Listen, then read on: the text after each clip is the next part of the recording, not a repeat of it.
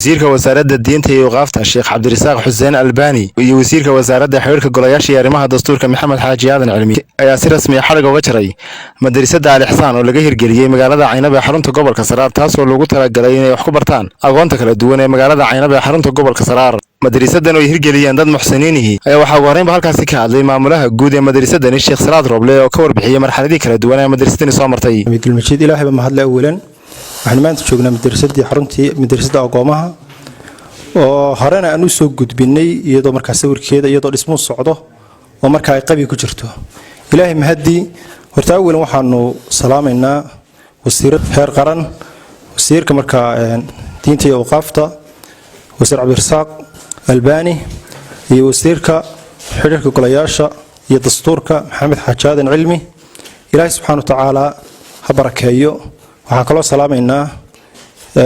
madaxda heer degmo iyo heer markaa gobol oo barsaabkii marbarsaabka xigeenka iyo mayor ku-xigeenka iyo madaxda kale dhamaantoodba waxaan ku salaamay salaanta islaamka assalaamu alaykum warahmatullahi wabarakatuh madrasad markaa waxaan awal inoo soo sawir marka hore iyadoo qabi ku jirto dhismaysa maanta ilaahay mahadi waxaana soo gaaray way dhamaatay dhismaheedu uu dhamaaday kuraasidii iyo qalabkiina waa la keenay marka maanta waxaan u duceynaynaa ilaahay subxaanahu wa ta'aala dadkii ka qayb qaatay dhismaheeda iyo dadka muxsiniinta ee ku soo deeqay qalabka yimi qalabkaasina wuxuu ku fadhiisan karaa ama deeqi karaa 9 arday waa kuraasi ay ku fadhiisan karto 9 arday deeqiya ilaahay mahdi subxaanahu wa ta'aala waxaynu ilaahay uga baryeynaa dadka muxsiniinta ee ku soo deeqay agoomaha ilaahay miisaanka xasanaadka u saaro ilaahay jannatul firdaws oo ugu jannooyinka ugu qaalisan in ilaahay ku irsaaqo dhamaantoodba cid kastoo ka qayb qaadatay dhismaha iyo cidda qalabka keentaba wixii dambe wax ku darsan doonana wasiirka wasaaradda xiriirka golayaasha iyo arrimaha dastuurka Maxamed Xaaji Aadan Cilmi iyo wasiirka diinta iyo waqafta Sheekh Cabdi Rasaaq Xuseen Albani iyo sidoo kale isduwaha wasaaradda diinta iyo waqafta gobolka Saraar Sheekh Cabdiraxmaan Cali Ibraahim ayaa u mahadnaqay cid kasta oo ka qayb qaadatay dhismaha markiiska Al Ihsan ee lagu talagalay inay wax ku bartaan aqoontu waxaana sidoo kale markiiskan loo dhameystiray guud ahaanba qalabkii kala duwan ee wax lagu baran lahaa celinayna ilaahay baa mahadle madrasadan Al Ihsan ee agoomaha loogu talagalay oo inoo soo gabagabowday oo kuraastii la inoo dhigay wixii kalena inoogu daba jiraan aan ka codsanayno de kulli agoomaha wixii kale loogu dari karo in fiirinkooda iyo wixii kale marka loo habeeyo ay loo raacin doono sidaas daraadeed waxaanu soo dhaweynaynaa cid kasta oo ka qayb qaadatay arinta khayriga bariyahan dambe xagga khayriga aad baa gobolku ugu dadaalaya malaashaashada waa ka daawateen meelo badan oo diinta lagu hormarinayo milcaamadalo maxadalo markisiyalo isugu nimi iyadoo ilaahay subxaanahu wa ta'aala dalkana uu raxmaad qurux badan ka shubay oo barwaaqo iyo nabadgelyo ay tahay inaynu isugu nimi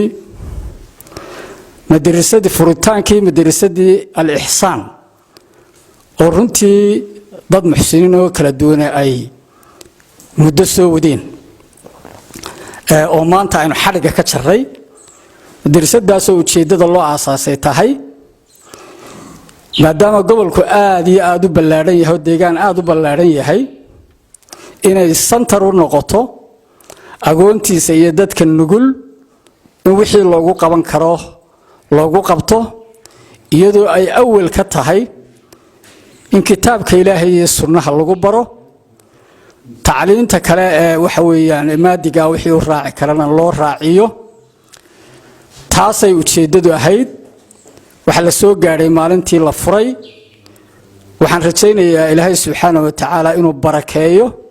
oo ujeedada loogu talagalay ay dhabowdo oo ay xaqiiqowdo waxa ku talagalkeenu yahay inay iminkana bilaabanto oo ardadii aad rajiskarayseen ee aad waxa weeyaan hayseen aad ku bilowdaan wixii kale ee nidaam dawladeed iyo nidaam muxsiniineed ay yeelan kartana haddii ilaahay ka dhigo aynu ka wada shaqeyno ka xukuumad ahaan arrimaha diinta iyadoo wasiirkii inala joogo naguna hogaaminayo qarankana mas'uul uga yahay dhammaanteena muslimiin aynu nahay oo mas'uul aynu ka nahay diinteena iyo kitaabkeena inaynu kor u qaadno waxaynu dhammaanba iska kaashanaynaa sidii madarasadan iyo kuwa la midka ah aynu waxa weeyaan gacan uga geysan lahayn waana uga mahad celinayaa wasiirka muddadii uu xilka hayay isaga iyo wasiirkii ka horreeyayba